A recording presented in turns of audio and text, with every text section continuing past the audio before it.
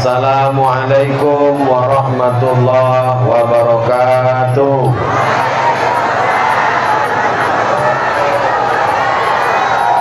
Anak raja menangkap balang. Balang ditambat di tengah lapang. Dari bunyi sambutan salam, nampaknya jamaah belum makan siang. Udah makan? Sabar. Kabarnya habis acara ini ada makan bersama di rumah masing-masing. Ustaz Somad jadwal di Masjid Hidayatullah. Betul, Masjid Hidayatullah. Acaranya khutbah Jumat. Habis khutbah Jumat menjawab pertanyaan-pertanyaan. Insya Allah tidak panjang. Kalau tuan kerimba melintang, jangan lupa membeli kundur. Saya tak bisa panjang-panjang. Kau tengok make up sudah luntur.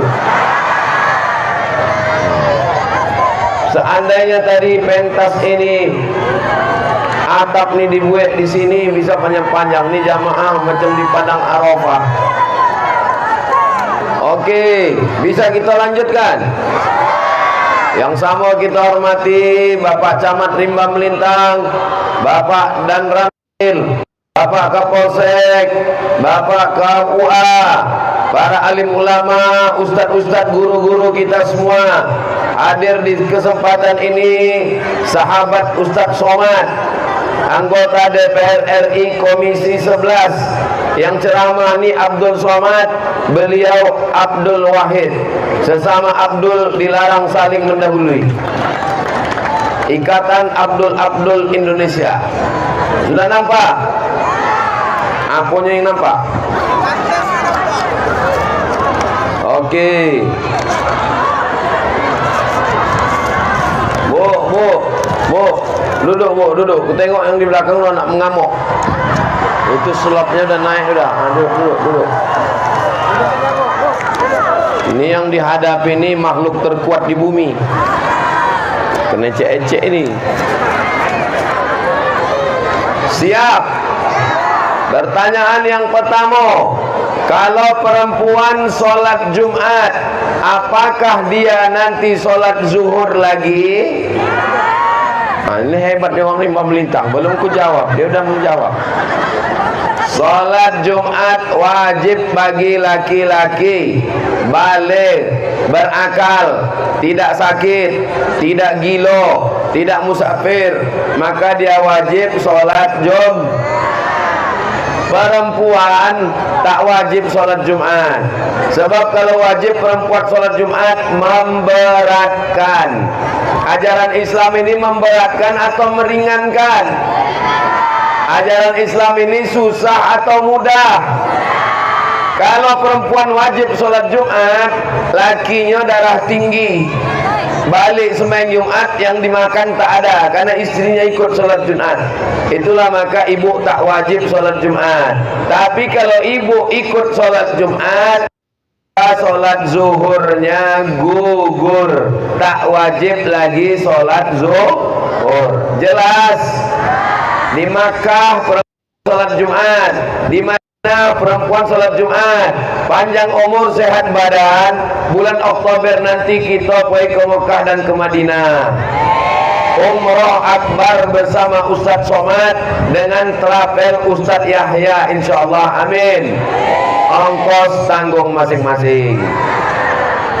Ya Allah, bukakan pintu rezeki kami. Amin.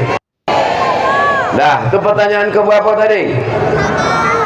Pertanyaan yang kedua, sebelum sholat Jumat, apakah ada qabliyah Jumat? Menurut mazhab Hambali, tidak ada qabliyah Jumat. Sebab Nabi di kamar, Nabi masuk ke Masjid Nabawi, dia naik ke atas mimbar, dia pun mengucapkan salam, Assalamualaikum warahmatullahi wabarakatuh. Lalu muazzin pun toga, maka tak ada qabliyah Jumat. Ini dalil mazhab Hambali, tidak ada qabliyah Jumat. Saudi Arabia, Makkah, Madinah itu mazhabnya Hambali. Itulah kenapa di Makkah, Madinah tidak ada qabliyah Jumat. Bagaimana dengan mazhab Syafi'i? Dalam mazhab Syafi'i ada qabliyah Jumat. Mana dalilnya? Ini yang baju pramuka dari SMA atau aliyah? SMA. Yang bisa merekam, rekam. Yang tak bisa merekam, tulis. Yang tak bisa menulis, ingat baik-baik. Karena ini akan keluar dalam UAS, ujian akhir semester. Nanti kutanya ulang balik, apa dalil qabliyah Jumat? Dalil qabliyah Jumat yang pertama, ma baina kulli adzanaini shalah. Antara azan dan iqamat ada salat qabliyah. Antara azan dan iqamat ada qabliyah. Subuh ada tak azan iqamatnya? Subuh ada tak azan iqamatnya? Ada. Kalau gitu ada tak qabliyah? Ada. Zuhur ada tak azan iqamatnya? Ada. Kalau gitu ada tak qabliyah? Ada. Maghrib ada tak azan iqamat? Ada. Kalau begitu ada tak qabliyah? Ada. Idul Fitri ada tak azan dan iqamat? Tak ada. Maka Idul Fitri, Idul Adha, Istisqa tak ada qabliyah. Sekarang sholat Jumat. Sholat Jumat ada tak azan sama iqamatnya? Ada. Kalau begitu ada tak qabliyahnya? Kalau tuan pergi ke Belawan, jangan lupa membeli rendang.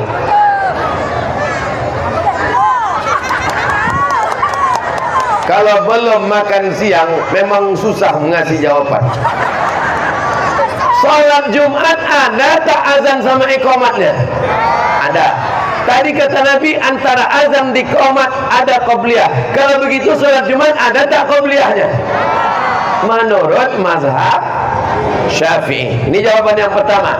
Jawaban yang kedua, salat Jumat menggantikan salat zuhur.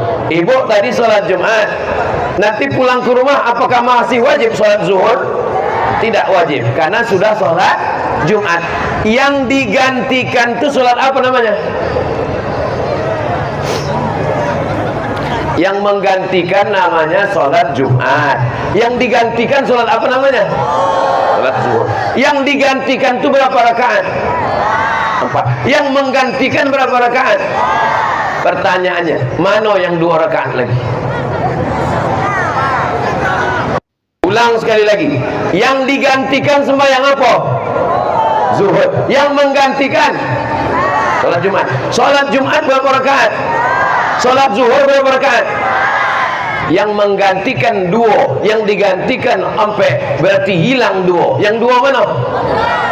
Yang 2 mendengar khutbah. Khutbatani fiha maqama rak'ataini minal jum'ah. 2 rakaat zuhur digantikan dengan mendengar khutbah. Maka kalau ada orang sholat Jumat tapi tidak mendengar khutbah, maka tidak sah Jumatnya.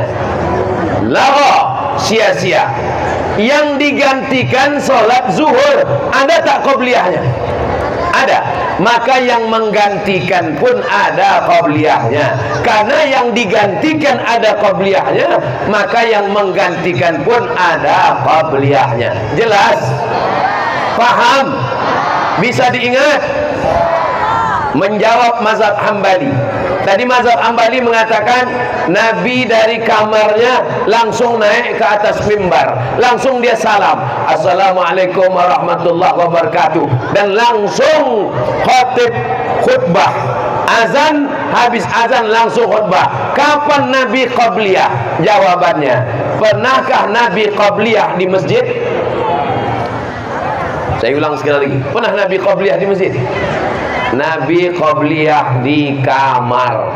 Jadi sebelum naik ke atas mimbar, Nabi sudah qabliyah dulu 2 rakaat di kamar, barulah dia naik ke atas mimbar, dia ucapkan salam, barulah azan.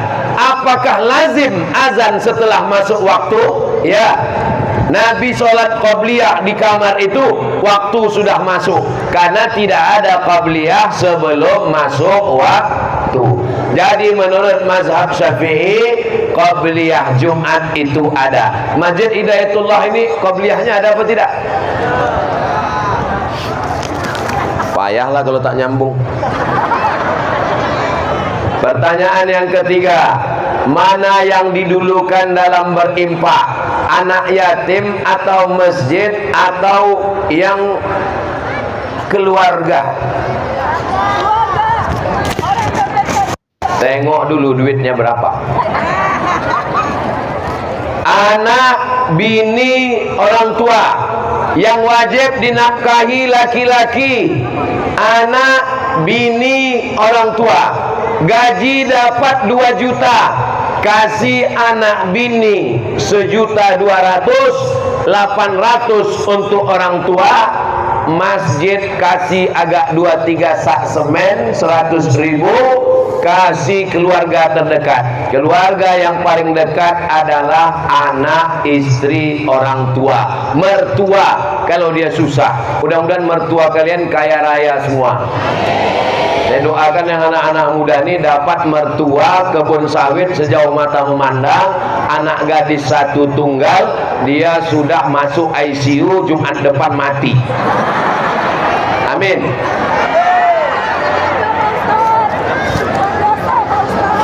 Apa pula berdosa? Apa pula berdosa? Itu namanya dapat durian runtuh. Duduk kalian, duduk. Itu jangan gara-gara mengasih nafkah anak bini orang tua lalu Masjid Hidayatullah dibiarkan. Berapa harga 1 sak semen di Rimba Melintang? 75.000. Kasih 75.000. Mana kotak-kotak sedekah? Biasa kalau tabligh akbar ada kotak kresek. Kenapa tak jalan? Mainkan. Ibu-ibu yang lupa bawa duit, kasih cincin rantai, gelang, anting semua. Tak ada yang bercincin orang ini. Tengok. Mana kotak?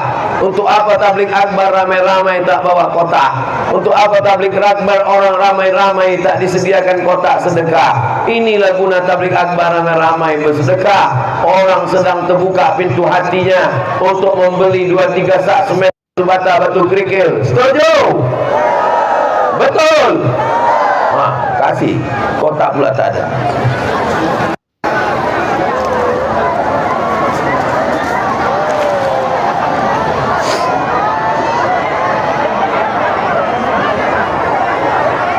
Lambaikan tangan ke atas, tu drone kamera.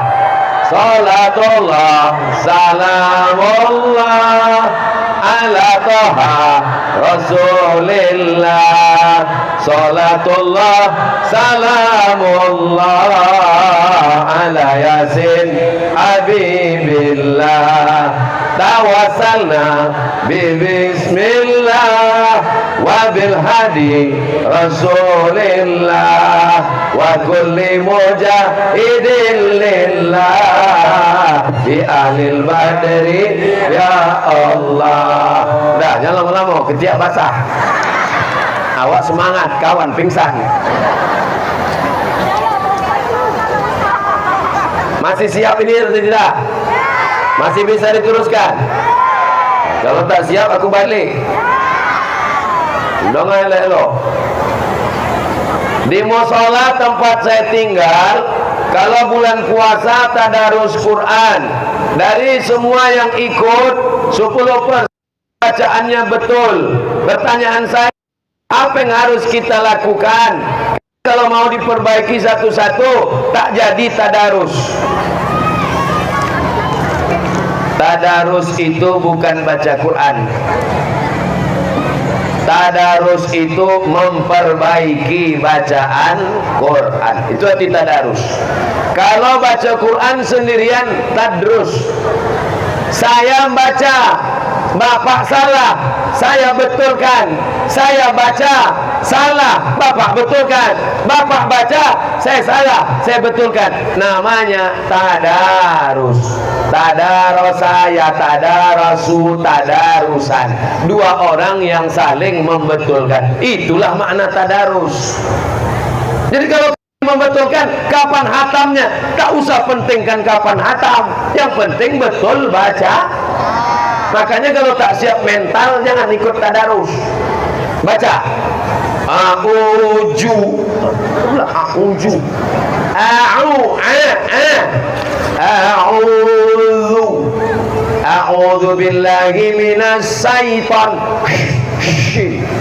minas syaitan. 3 kali tegur balik merajuk. Kalau tak siap mental jangan ikut tadarus.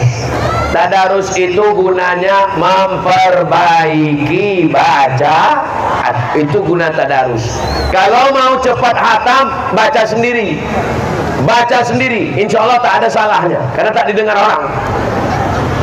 Tadarus gunanya adalah memperbaiki bacaan. Jadi pemahaman ini mesti diluruskan. Bukan mau kejar hatam. Satu halaman, pontang panting, lintang pukang, tak nampak mana wa, mana za, mana sa, mana tha, mana sya, mana so. Tak betul bacaan. Luruskan bacaan. Masalah hatam tak hatam nomor 16. Yang penting betulkan bacaan. Berani menegur bacaan saya.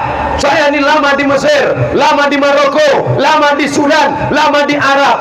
Ustaz, kalau cuma lama di Arab, untung lebih lama lagi. Orang yang tadarus merendahkan dirinya, dia bukan apa-apa, dia bukan siapa-siapa, dia siap dikritik, siap tadarus, siap diperbaiki bacaan. Nanti bulan Ramadan, mudah-mudahan jangan lupa. Ada pertanyaan yang keberapa nih? Kata mohon doa Ketua Imarah Masjid Hidayatullah Pak Wahidin bin Tasrif sedang dirawat di Rumah Sakit Arifin Ahmad. Untuk kesembuhan Pak Wahidin bin Tasrif, Al-Fatihah. Bismillahirrahmanirrahim. Alhamdulillah rabbil alamin. Arrahmanir rahim. Maliki yaumiddin. Iyyaka na'budu wa iyyaka nasta'in. Ihdinas shiratal mustaqim. Shiratal ladzina an'amta 'alaihim ghairil maghdubi 'alaihim waladdallin. Amin. Kalau mau berdoa, bertawassul dengan Al-Fatihah. Ya Allah, sehat anakku, Al-Fatihah. Ya Allah, anak gadisku dapat jodoh yang baik, Al-Fatihah. Ya Allah, jangan sampai lakiku dilarikan pelakor, Al-Fatihah. Ya Allah, biniku tunduk patuh mau sembahyang berjamaah, Al-Fatihah. Ya Allah, anak-anakku lulus perguruan tinggi tanpa tes, Al-Fatihah. Al-Fatihah artinya pembuka. Anak yang tertutup otaknya terbuka, yang tertutup pintu hatinya terbuka, rezeki yang terkunci terbuka. Maka bacakan almarhumah emak saya membacakan Al-Fatihah untuk saya 100 kali semalam. Dia tahajudnya tak tinggal. Untuk anakku Abdul Somad supaya sehat, Al-Fatihah. Terbuka akal pikirannya, Al-Fatihah. Rezekinya lancar, Al-Fatihah. Sehat badannya, Al-Fatihah. Tapi baca Al-Fatihahnya pelan. Ini banyak orang baca Al-Fatihah karena mau ngejar banyak cepat-cepat, macam kumur-kumur, macam dapat tempe panas. Beberapa bulan yang lalu, ini pertanyaan paling panjang. Ini kita pertanyaan curhat tengoklah. Beberapa bulan yang lalu, bulan Februari 2024, ayah saya meninggal dunia. Selang waktu 2 bulan ayah meninggal, saya mimpi jumpa ayah saya. Dalam mimpi itu saya bertanya, apakah Ananda sudah sholat? Jawab saya, ya. Apakah Anda berjamaah di masjid? Jawab saya, iya. Itu apa lagi? Yang mau saya tanya sama Pak Ustadz, apakah benar itu saya ketemu dengan almarhum ayah saya? Apakah orang meninggal itu rohnya mati? Tidak. Mana dalil orang meninggal itu rohnya hidup? Waktu kita ziarah kubur mengucapkan salam, yang kita ucapkan salam itu batu nisan atau pokok kayunya itu? Ruhnya hidup. Itu maka kita ucapkan salam waktu ziarah kubur. Assalamualaikum ya ala diyar minal mu'minin wa inna insyaallah bikum lahiqun yarhamullahu mustaqimina wal mustakhirin nas'alullah lana wa lakumul afiyah. Tak hafal yang panjang, baca yang pendek. Assalamualaikum ya alal kubur. Yang pendek pun tak hafal. Gerakkan aja mulut.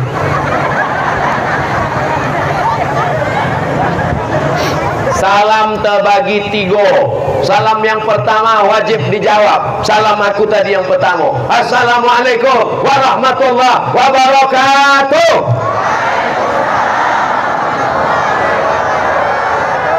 Salam yang kedua tak boleh dijawab. Salam imam tadi, Ustaz Yahya waktu imam sembahyang Jumat tadi. Assalamualaikum warahmatullahi. Itu jangan dijawab. Waalaikumsalam imam. Salam yang ketiga, kita tak ingin mendengar jawabannya.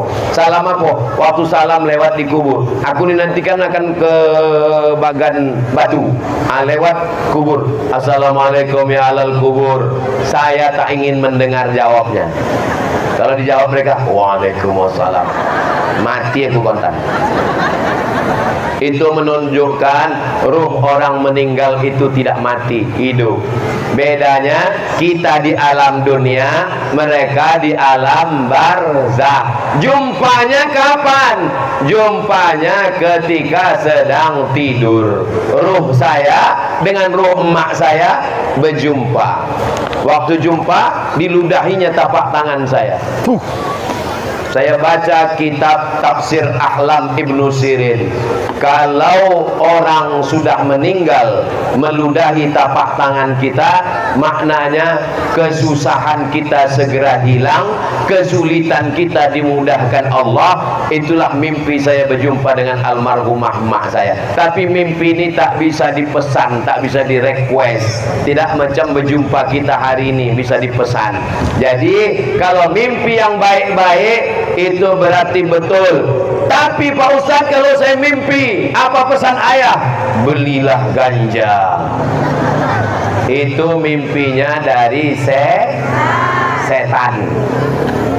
2. Bagaimana tindakan saya setelah bermimpi ketemu almarhum? Kalau pesannya baik-baik, laksanakan. Jangan kau tinggal sembahyang ke masjid. Ke masjid.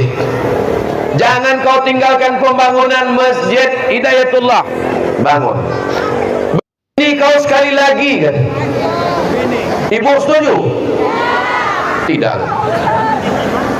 Ada pesan yang wajib, ada pesan yang sunat, ada pesan yang haram, sesuai dengan 5 hukum Islam. Kalau perintahnya kuat, wajib. Kalau perintahnya tak kuat, sunat. Kalau larangannya kuat, haram. Larangannya tak kuat, makruh. Tak disuruh, tak dilarang, mubah. Jadi kalau kita mimpi, timbanglah mimpi itu dengan syariat Islam. Benar menurut syariat Islam, laksanakan. Tak betul menurut syariat Islam, jangan laksanakan, karena itu bisikan setan. Maka sebelum tidur baca doa, Bismika Allahumma ahya wa amut. Al-Fatihah sekali, Qul huwallah 3 kali, Al-Falaq sekali, An-Nas sekali, ayat kursi sekali, solawat sekali. Diombui ke tapak tangan, disapukan ke muka, ke kepala, ke badan. Tidur miring sebelah kanan. Kalau mimpi setan, baca ta'awuz, tiup sebelah kiri. A'udzubillahi minasyaitonirrajim. Bini aku di sebelah kiri Pak Ustaz, bukan berarti dia setan. Jelas.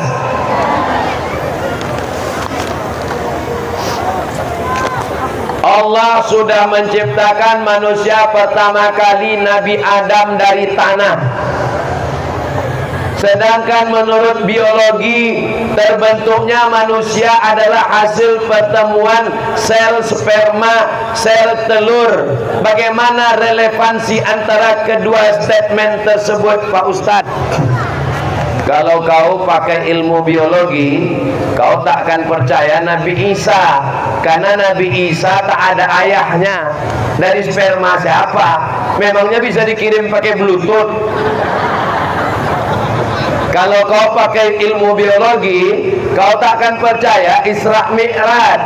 Isra Mi'raj dari Masjidil Haram ke Masjidil Aqsa, naik kapal terbang sejam. Nabi naik ke Sidratul Muntaha tak sampai 1/3 malam. Kalau kau pakai biologi, maka kau akan bertanya, Nabi Adam ayahnya siapa?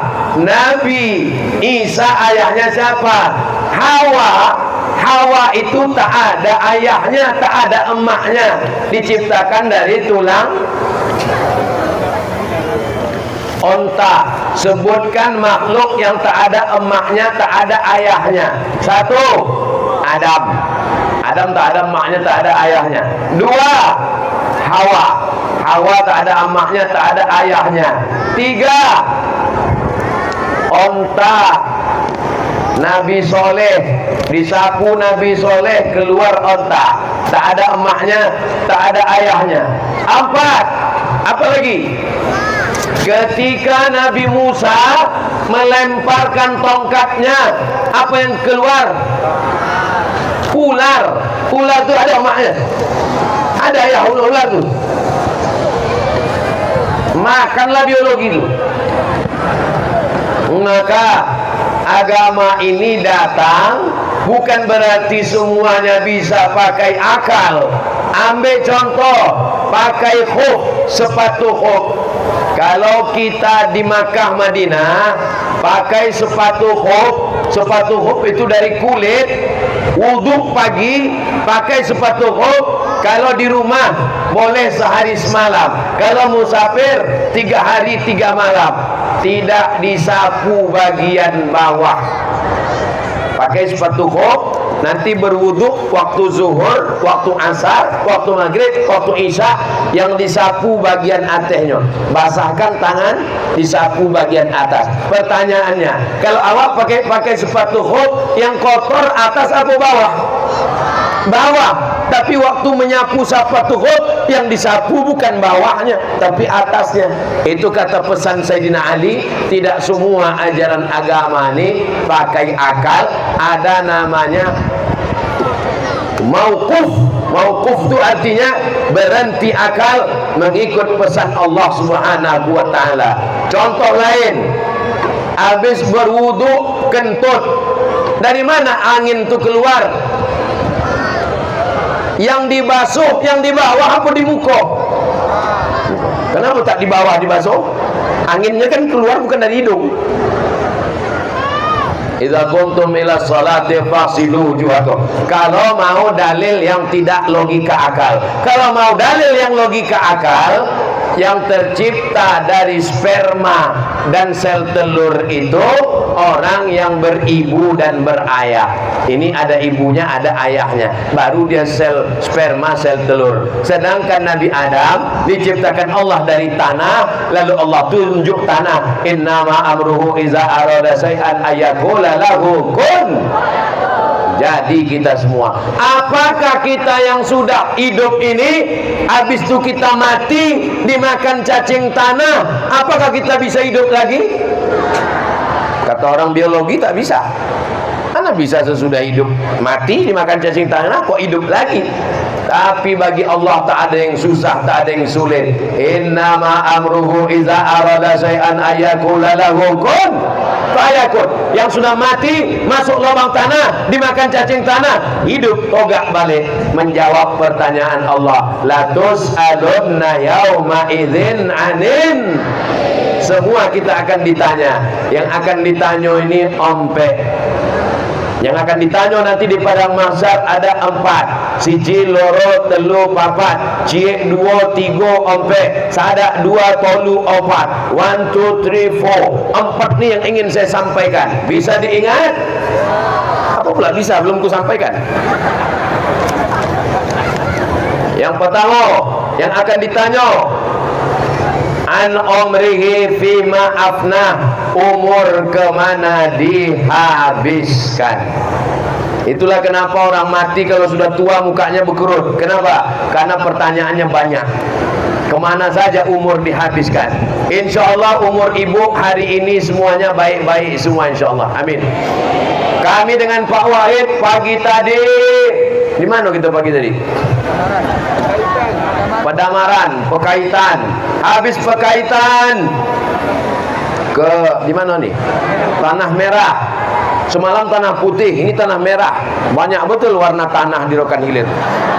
Malam tanah putih, habis itu Pekaitan, habis itu tanah merah, malam nanti ke Bagan Batu, besok pagi ke Duri. Doakan supaya umur kami ini bermanfaat.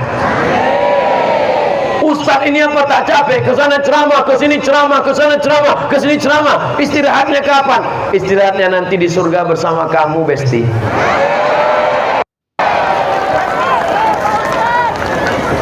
Bini aku maksudnya. Ya Allah, jadikan umur kami ini berkah. Ini yang pertama. Yang kedua yang akan ditanya nanti adalah an ilmihi fima amil.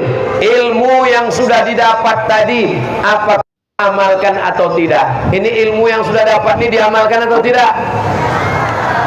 Insya Allah. Ilmu bangun masjid, ilmu sholat berjamaah, ilmu qabliyah Jumat, ilmu dapat mimpi dengan orang tua, ini semua ilmu ini kita amalkan insyaallah. Amin. Yang kedua, yang ketiga, an malihi, duit. Duitnya pertanyaannya macam tali. Min aina tasabahu, dapatnya dari mana? Wa fima anfaqahu, dipakai ke mana? Dapatnya dari mana? Dipakai ke mana? Ini dapatnya dari sawit, dapatnya dari gota, dapatnya dari dagang, dapatnya dari bisnis, dipakai judi online. Mudah-mudahan suami, anak, ibu, bapak semua selamat dari judi online. Ini sekarang online semua. Dapat duit judi online. Sekolah anak online. Bini online. Pinjaman online. Laki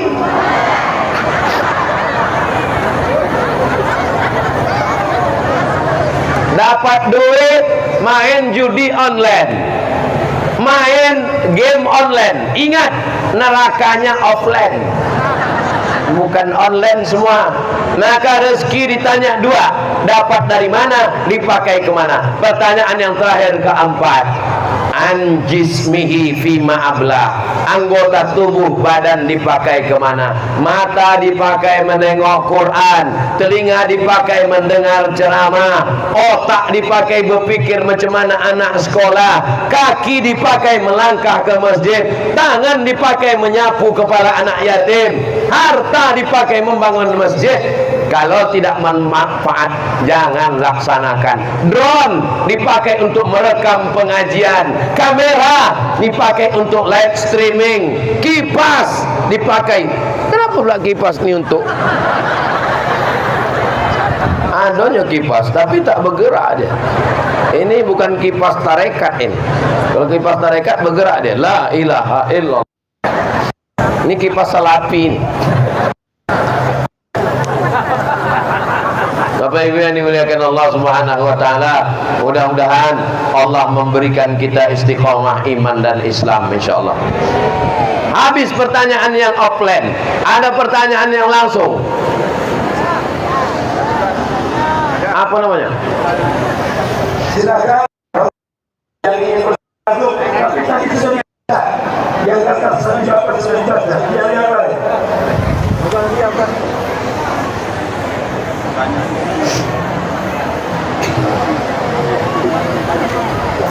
Assalamualaikum warahmatullahi wabarakatuh. Waalaikumsalam.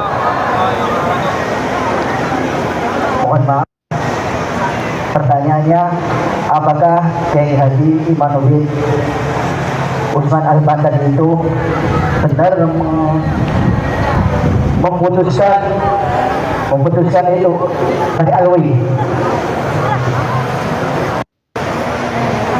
Nasab itu ditetapkan melalui syuhrah.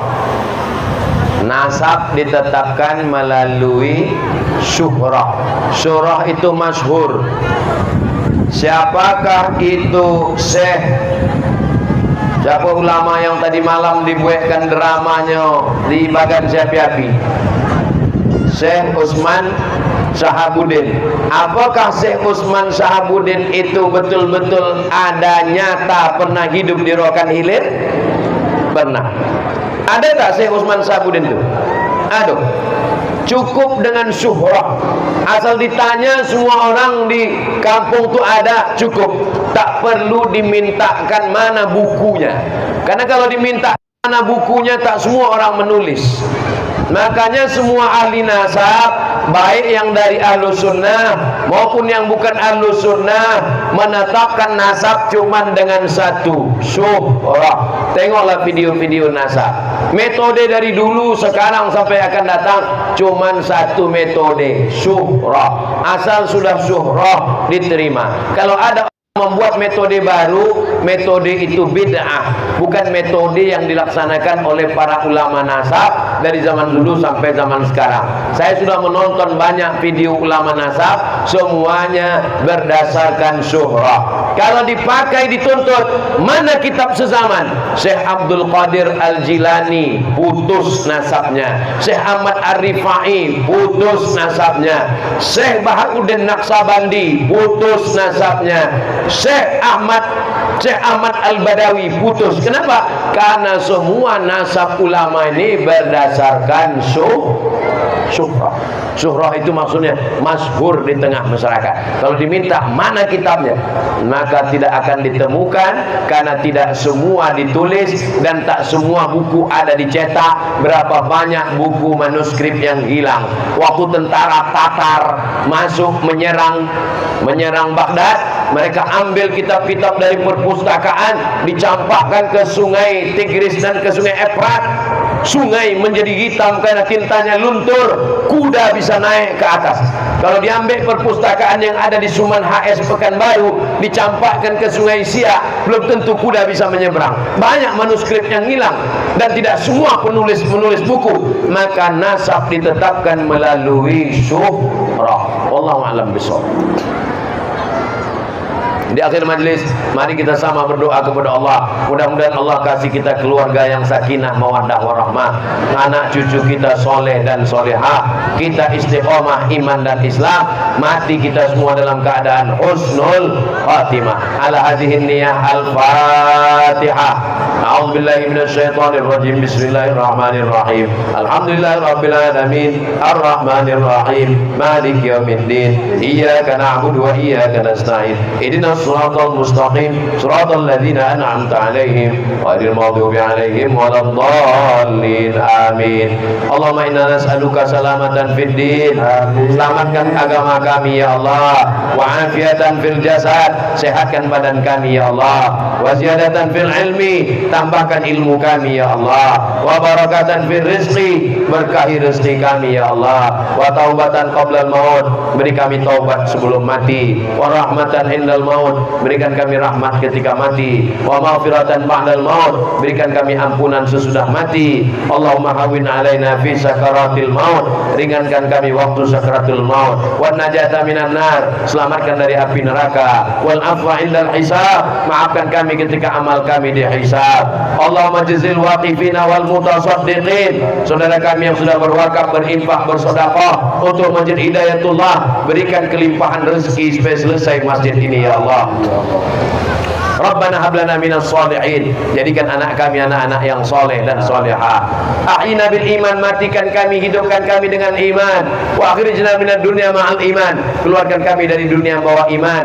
Waqtim bis salihati amalana. Tutup umur kami dengan la ilaha illallah Muhammadur Rasulullah sallallahu alaihi wasallam. Rabbana atina fid dunya hasanah wa fil akhirati hasanah wa qina azabannar. Wa sallallahu ala sayyidina Muhammad wa ala alihi wa sahbihi wasallam. Walhamdulillahi rabbil alamin. Taqabbalallahu minkum minna wa minkum taqabbal ya karim.